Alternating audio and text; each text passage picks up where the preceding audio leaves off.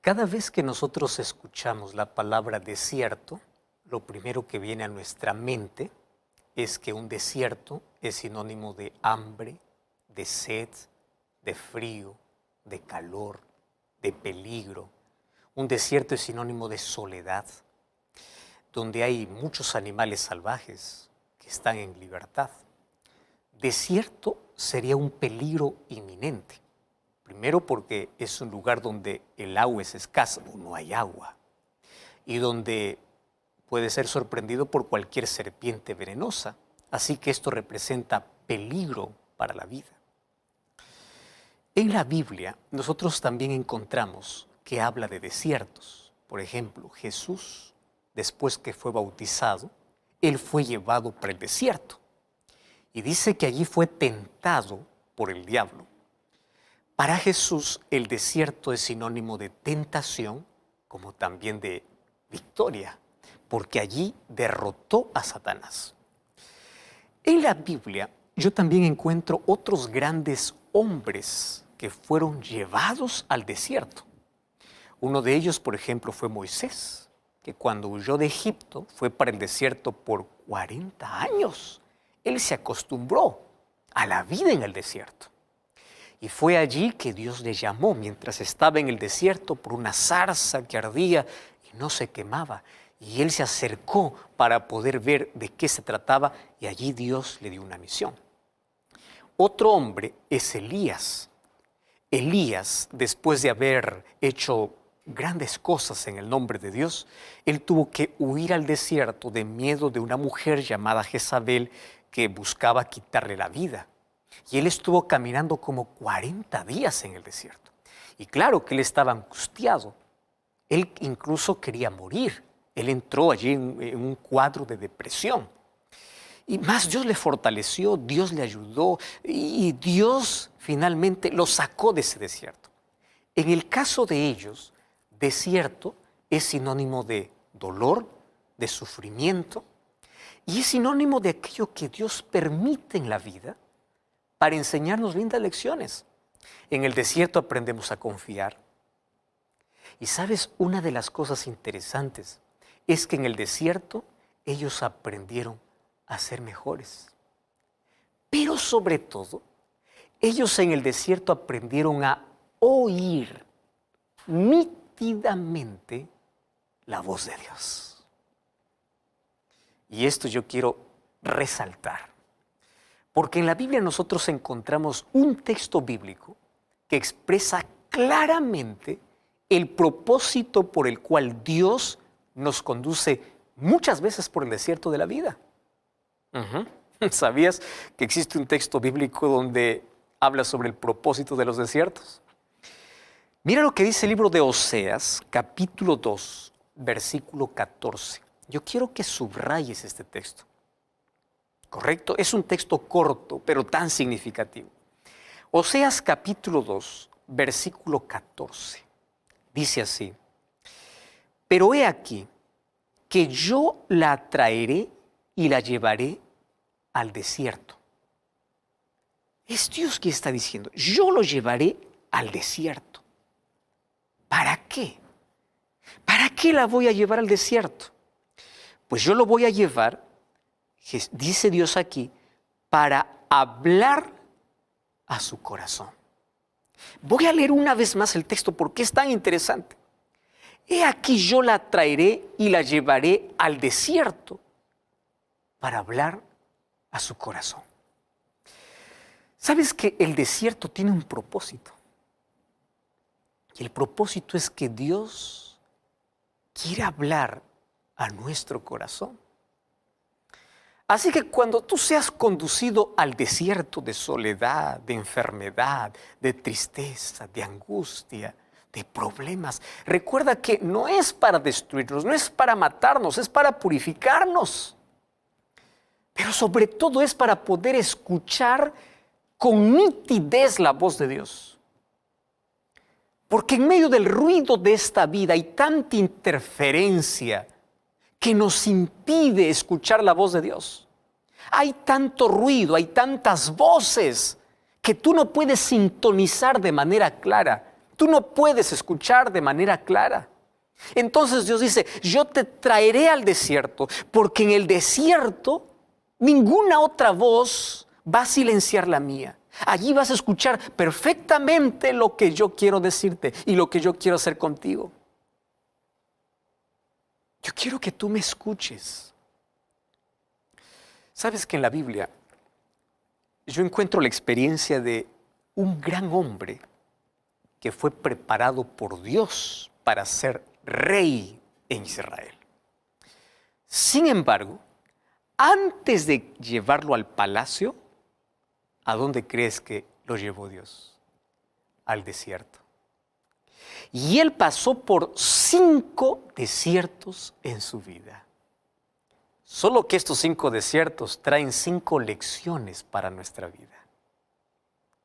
Sabes que cuando Samuel ungió a David, no le fue entregado de inmediato el reino. Él tuvo que aprender a esperar. Pero él confió en Dios y se entregó a Dios. Y de manera inexplicable, Dios lo preparó mediante las aflicciones, mediante el dolor, mediante los problemas. Porque los problemas comenzaron inmediatamente después de ser llamado. ¿Qué sucedió? El rey Saúl, por celos, por envidia, comenzó una persecución contra David. Y la persecución era para quitarle la vida. ¿Qué hace David? David huye para el desierto. Allí pasa días, pasa semanas enteras en el desierto. Pero en el desierto, en lugar de abandonar a Dios, en lugar de reclamar a Dios, él comienza a experimentar el poder de Dios. Él comienza a admirar la grandeza de Dios. Y allí desde el desierto él escribe varios salmos donde claro que expresa sus sentimientos. Si tú lees varios salmos, él expresa, Señor, tengo tantos enemigos, estoy rodeado de enemigos, destruye mis enemigos. Lo expresa como cualquier ser humano lo expresa, pero al mismo tiempo expresa la grandeza, el cuidado y el poder de Dios. Y vamos a ver cuál fue el primer desierto por el cual él pasó. Primera de Samuel capítulo 23, versículo 15. Mucha atención aquí. Primera de Samuel 23, 15. Viendo pues David que Saúl había salido en busca de su vida, se estuvo en Ores, en el desierto de Sif. ¿A dónde fue? Al desierto de Sif. Bueno, el asunto es que dieron aviso a Saúl que David se encontraba en una ciudad llamada Keila. Entonces Saúl fue para encontrarlo y claro, ese encuentro era para destruirlo. ¿Qué cosa hace David? David huye para el desierto. ¿Cómo se llama ese desierto? Sif. No te olvides este desierto. Desierto de Sif. ¿Qué significa Sif? Cuando vamos a los idiomas y su significado, al idioma original, en este caso es el hebreo, Sif significa brillo y significa, o también puede significar gracia, brillo. Entonces, Dios los lleva al desierto para darle brillo y para que él entienda su gracia. Es difícil aceptar, pero muchas veces Dios nos va a llevar a nuestro propio desierto de Sif para mostrarnos su gloria, para entender su gracia y para llenarnos de su gracia. Sabes que en el desierto más árido de la vida, tú aprenderás a llenarte de la gracia de Dios y su brillo se reflejará en tu vida.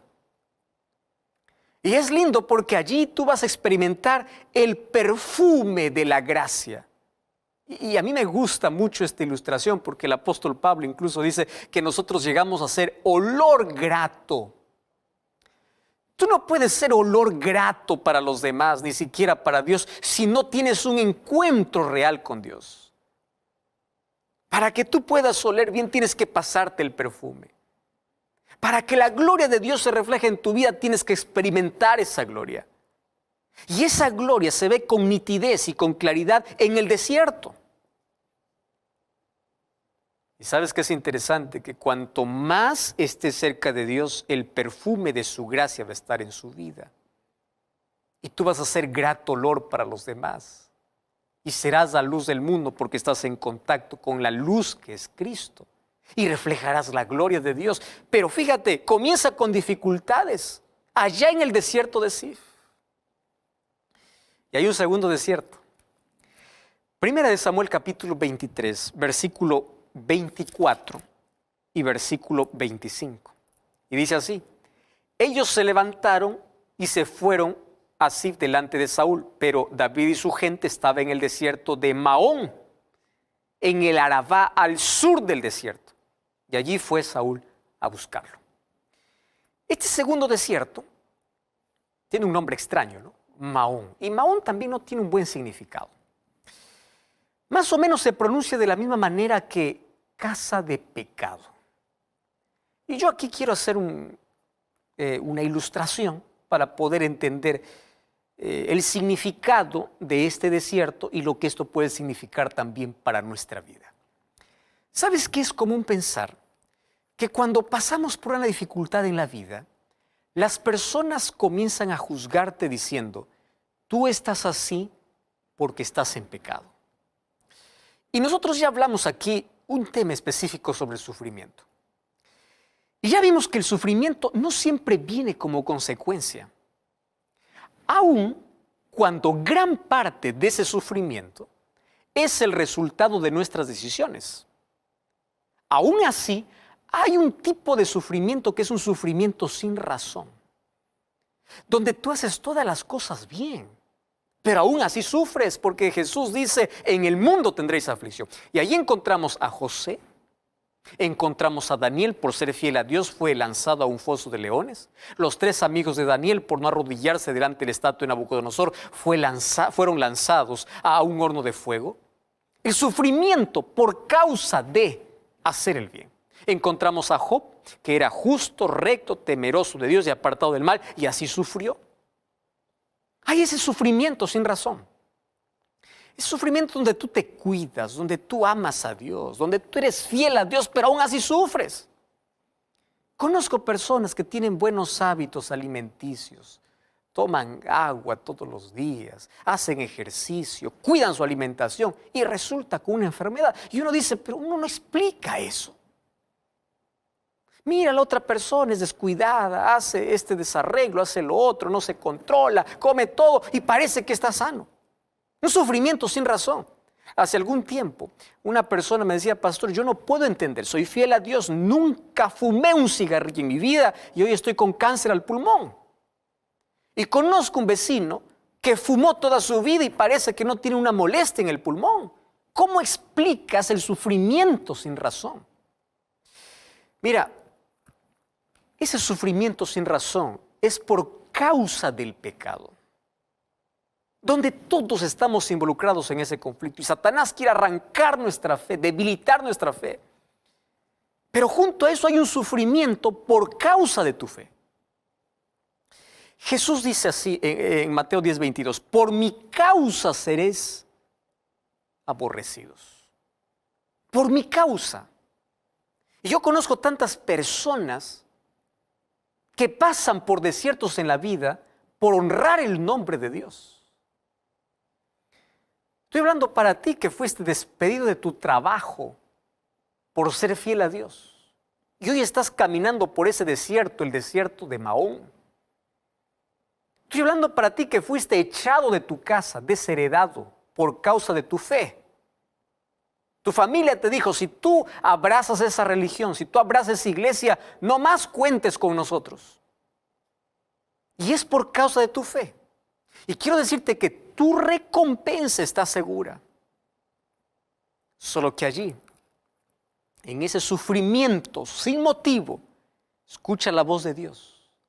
Cree en las promesas de Dios. Él no te abandonó. Él va a ser tu proveedor y nunca te va a dejar. Yo no sé cuál es el tiempo que dure para pasar por ese árido desierto, pero quiero decirte que tú nunca estarás solo. El apóstol Pablo en 2 Corintios 12:10, él dice: por lo cual, por amor a Cristo, yo me gozo en las debilidades, en afrentas, en necesidades, me gozo en persecuciones, en angustias. Y uno dice: este está loco. Pero el texto termina diciendo: porque cuando soy débil, entonces soy fuerte. Parece una incoherencia, mas no es así. Porque cuando estamos conscientes de nuestra debilidad y permitimos que Dios nos llene con su poder, entonces llegamos a ser mucho más fuertes de lo que pudimos haber sido dependiendo de nosotros mismos. Porque allí vemos nuestra fragilidad, vemos nuestra realidad y comenzamos a depender de Dios. Y ahí entiendo al apóstol Pablo cuando dice, yo me regocijo. ¿Cómo es que tú te vas a regocijar? Claro, es que tú sabes que eres fiel a Dios y ese sufrimiento sin causa viene por tu fidelidad. Entonces tú dices, claro, estoy viviendo este conflicto, pero nadie va a pagar mi fe y yo sigo fiel a Dios. Y eso produce regocijo, porque no existe mayor éxito en la vida, mayor felicidad en la vida que acostarte en la noche diciendo, tengo paz. Estoy en paz con Dios, estoy en paz con mis semejantes. De nada sirve que estés amontonado de todo cuando no tienes paz. Estás tranquilo con tu conciencia. Sabes que estás haciendo bien. Pase lo que pase en la vida, confías en las promesas de Dios. Todos pasamos algún momento por ese desierto. Mas hay un tercer desierto que menciona la Biblia. El libro de 1 Samuel capítulo 24, versículo 1 y versículo 2. Mira lo que dice. Cuando Saúl volvió de perseguir a los filisteos, le dieron aviso diciendo, he aquí David está, aquí está el tercer desierto, está en el desierto de Engadi. Entonces Saúl tomó 3,000 hombres escogidos de todo Israel y fue a buscar a David con 3,000 hombres entre los peñascos de las cabras montesas. Hace algún tiempo atrás tuve la oportunidad de viajar a Israel para poder grabar el DVD Santuario, el Camino de Dios. Y una de las paradas en las rutas por la cual fuimos grabando estaba este desierto, el desierto de Engadi. Qué árido, peñascos, piedras. Por allí pasó David algún momento siendo perseguido. Lo curioso es que a este desierto Saúl lleva consigo un ejército de 3,000 guerreros escogidos de todo Israel. Y uno se pregunta, ¿y por qué tantos guerreros? Si con David estaba apenas un puñado de hombres, para tantos guerreros que lleva Saúl. Es que David estaba lleno de la gracia de Dios. Estaba lleno del brillo de Dios. ¿Recuerdas el primer desierto? Sif. Engadi es este desierto. Y una de las cosas interesantes es que Engadi significa fuente del niño. Fuente del niño. Y Dios lleva a David para mostrarle algo grande. En este desierto, mientras David huía, se escondió allí en una cueva. Y el rey Saúl entró a esa misma cueva, dice el versículo 3, para hacer sus necesidades.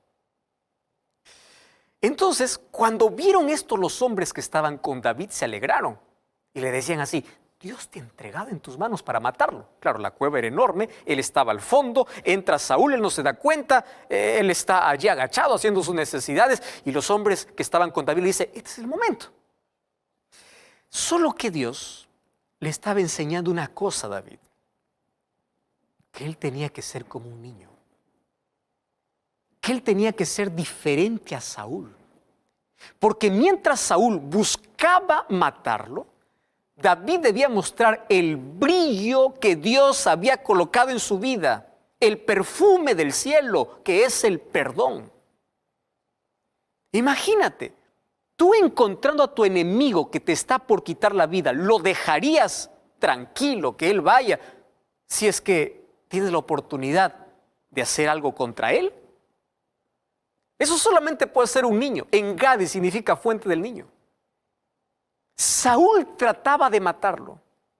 Y aun cuando Saúl estaba en pecado y en rebelión contra Dios, David seguía respetando la posición que tenía como rey ungido de Dios y decía, no permita Dios que yo toque al ungido. Lo que Dios estaba haciendo de David era un rey diferente. Por eso es que lo llevó a este desierto que significa la fuente del niño. Y es por eso que David tiene uno de los títulos más hermosos que yo puedo encontrar en la Biblia. Hechos capítulo 13, versículo 22, dice que David era un hombre conforme al corazón de Dios. Y allí dice, porque Él hará lo que yo quiero. Él no dio un descontrol a sus emociones, permitió que Dios pueda controlar. Mientras que Saúl buscaba a David para matarlo, David le perdonó. Solo que cuando Saúl salió de la cueva, David salió dando voces allí detrás de Saúl. Incluso se inclinó allí en tierra en señal de respeto y reverencia ante el ungido de Dios. Y Dios allí le dio un corazón perdonador.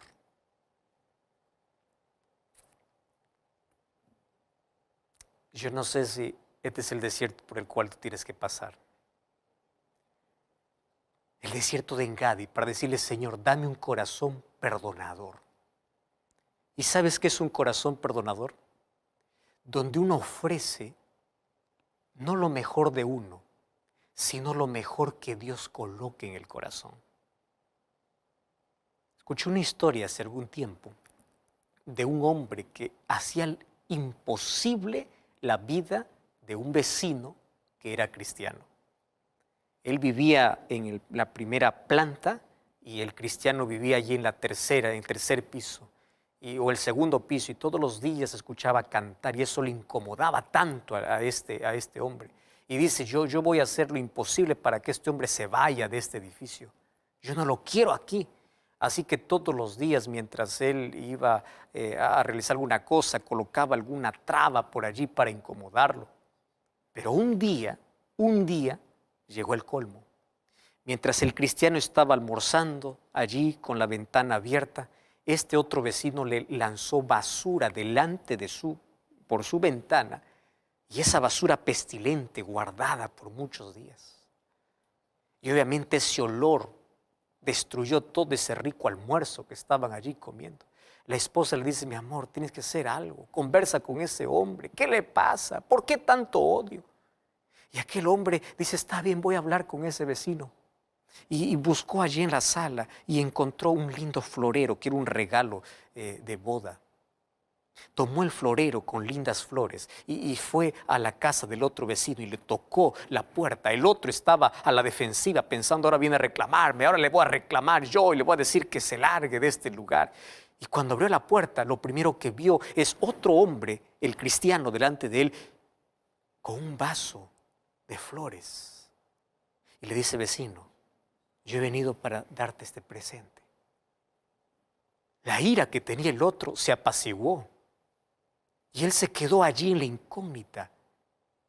Y le dice, ¿pero qué te pasa?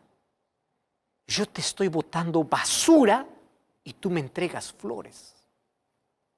Y aquel cristiano le dice, vecino, es que cada uno da lo que tiene en su corazón. ¡Wow! ¡Qué expresión! Cada uno da lo que tiene en su corazón. Si una persona te hace la vida imposible, es porque en su corazón hay tanta basura, hay tanto odio, que ni siquiera se soporta a sí mismo y quiere incomodar la vida de los demás. Pero tú da lo que Dios puso en tu corazón, da el perdón, da la gracia. Si alguien te hace la vida imposible, tú dale amor. Y Dios a veces nos lleva a este desierto para enseñarnos a perdonar. Nos lleva para que nuestro corazón se llene de misericordia. Mira la reacción de Saúl. Primera de Samuel capítulo 24, versículo 18 al versículo 21. Tú has mostrado hoy que has hecho conmigo bien. No me has dado muerte habiéndote Jehová entregado en tu mano. ¿Quién hallará a su enemigo y lo dejará ir sano? Jehová te pague con bien por lo que has hecho hoy conmigo. Esa es la reacción de Saúl. Tú eres superior a mí, le dice Saúl. Y hay un cuarto desierto. 1 Samuel capítulo 25, versículo 1. Murió Samuel y se juntó todo Israel y lo lloraron y lo sepultaron en su casa en Ramá. Y se levantó David y se fue al desierto de Parán. Este es el cuarto desierto. Se fue al desierto de Parán. Mira, ahora no lo están persiguiendo. Pero Dios no había terminado de perfeccionarlo. Ahora está en el desierto de Parán. Parán significa belleza, gloria. Y en este desierto Dios iba a tratar algo muy especial con David. Dios iba a trabajar en su carácter. Por eso Dios pone en su camino allí una pareja, Nabal y Abigail. Cuando tú le dices, Señor, dame paciencia, Dios te va a poner un jefe difícil para enseñarte a tener paciencia. A veces Dios permite personas difíciles en la vida para pulir nuestro carácter. Y cuando te encuentres con ellos, tú piensas así, tú eres el instrumento para desarrollar mi carácter. Contigo aprender a tener paciencia. ¿Sabes que David tuvo contacto en el desierto con los ganados de Nabal y con todos sus pastores? Y David mandó un mensaje para Nabal que está en 1 Samuel 25, 5 al 9. Le dice, yo he cuidado tu ganado, he cuidado tus pastores, yo he cuidado de todo. Por favor, yo quiero que me des algo para mí y para mis hombres. Claro que David no quería tomar nada por su cuenta. Y Nabal, lleno de ira, responde a esta petición de manera grosera. Y en 1 Samuel 25, versículo 10, dice, respondió Nabal, ¿quién es David? ¿Acaso yo he de tomar mi pan y mi agua para dar a esos hombres? Él responde de una manera grosera. El gesto de David ahora es correspondido con grosería de Nabal. Y obviamente, que todavía faltaba pulir el carácter de David, David se enfureció. Y a veces uno se apresura a actuar en un momento de ira, ¿verdad? Viene el descontrol total. Y tú sabes que un descontrol de ira puede llevarte a cometer crímenes. Entonces David toma una decisión apresurada. Y 1 Samuel capítulo 25, versículo 21 y versículo 22, dice que él jura y dice, yo voy a destruir toda esa casa. David está lleno de ira. Claro, hay rencor. Rencor hacia un hombre que él había estado cuidando sus ovejas y vienes allí del peligro del desierto. Y ahora está a punto de ir a acabar con él por la manera grosera como lo ha tratado. Mas David está en Parán, y Parán significa belleza. Y Dios quería embellecerlo de la belleza más pura, de tener un carácter manso. Entonces Dios usa a Abigail para impedir ese descontrol de ira. Y a partir del versículo 23 en adelante, aparece Abigail, la mujer de Nabal, con palabras suaves, con palabras sabias. Le dice, por favor, no hagas semejante daño, que Dios te dé paciencia. Y sabes que las palabras de esa sabia mujer hicieron recapacitar a David. Dios quería enseñar a David que las cosas no se pueden tomar por las fuerzas, ni tomar decisiones cuando esté enojado, porque este podría ser catastrófico. Tomar decisiones a la ligera y bajo los efectos de la ira. Por eso es que Dios manda allí a esta mujer para apaciguar esa ira. Y David allí se convierte en un rey con un carácter sólido, porque él expresa lindas palabras. Allí con Abigail le dice, Dios te ha usado para eso. David acababa de aprender que no debe tomar decisiones en momentos de ira y de dolor, que debe tener un razonamiento, que no puede tomar la venganza por sus propias manos, que no puede derramar sangre inocente. Yo creo que todos necesitamos ser llevados a ese desierto de la paciencia, porque allí Dios moldea nuestro carácter, nos llena de esa belleza para tener un carácter semejante al suyo. Sabes que la Biblia habla mucho acerca de la ira. Efesios 4:31 dice, se ha quitado de vosotros amargura, enojo, ira, gritos. Y Gálatas capítulo 5, versículo 22 y 23 dice que el fruto del Espíritu es amor. Eclesiastés 7:9 dice, no te apresures en tu espíritu a enojarte, porque el enojo está en el seno de los necios. Entonces hay que orar, Señor, ayúdame a ser paciente y no te sorprendas que mañana te encuentres con un Nabal. Míralo y agradece a Dios. Tú puedes decir, llegué al desierto de Parán y Dios me está enseñando a tener paciencia. Y hay un quinto desierto en 1 Samuel capítulo 26, versículo 1. Vinieron los cifeos a Saúl en Gabá diciendo, David está escondido en el collado de Aquila. Entonces Saúl se levantó y descendió al desierto de Zif. Luego fue a buscar, y fíjate, va al desierto de Aquila. Ese desierto significa mi esperanza está en Él. David y Abisai entraron justamente donde Saúl estaba durmiendo. Y una vez más Dios pone a Saúl en las manos de David. Y mientras dormía, Abisai dice a David: por favor, déjame, yo lo voy a matar a este hombre. Dame solamente la orden. Pero David le dijo así: no, no lo hagas, no lo mates. ¿Por qué se negó David a matar a Saúl? Porque aquí aprendió una lección importante, que su esperanza estaba en Dios. No necesitaba temer a sus enemigos. Los enemigos se destruyen solos. Por eso es que él escribe allí varios salmos. Por ejemplo, Salmo 62, 5. Allí dice: alma mía, en Dios reposa, porque en Él está mi esperanza. Cuando vamos a Salmos capítulo 39, versículo 7, dice: y ahora, ¿en quién esperaré? Mi esperanza está en Él. Y cuando vamos a Salmos capítulo 71, versículo 5, mira qué lindo: porque tú, oh Jehová, eres mi esperanza, eres mi seguridad desde mi juventud. Aquí en este desierto él comprende que su esperanza debe estar solamente en Dios. Dios es quien lo sostiene. Dios es quien está al control de todo. Yo te voy a decir una cosa. Cuando tú conoces el carácter de Dios, todas tus incógnitas desaparecen. No necesitas tener todas las respuestas. Necesitas conocer quién es Dios. Él es quien te protege, Él es quien te guía. Aún en los desiertos áridos de la vida, aún en tus lágrimas de la vida, tú no estás solo, no estás abandonado, tu esperanza está en Dios. Yo estoy hablando para ti que estás pasando hoy por un desierto, por el desierto del insomnio, de noches que no puedes dormir, por el desierto de la enfermedad, por el desierto del dolor, por el desierto de la culpa, por aquellos desiertos áridos, interminables en la vida. Y tú no entiendes, y estás lleno de preguntas, y dices: Señor, ¿cuándo va a acabar esto? Y Dios te dice: hijo, cuando pases por el desierto, tú vas a oír mi voz. Y quiero que aprendas que tu esperanza debe estar en mí. Porque muchas veces mis bendiciones vienen disfrazadas de esos momentos difíciles. Cuando tú pides gracia, cuando tú pides paz, a veces viene guerra, a veces viene dificultad, a veces viene problema, a veces viene lágrimas, a veces viene dolor. Pero allí Dios te dice: yo te estoy puliendo. Porque mis mayores bendiciones lo vas a recibir en ese desierto por el cual tú estás. No sé cuál es tu desierto.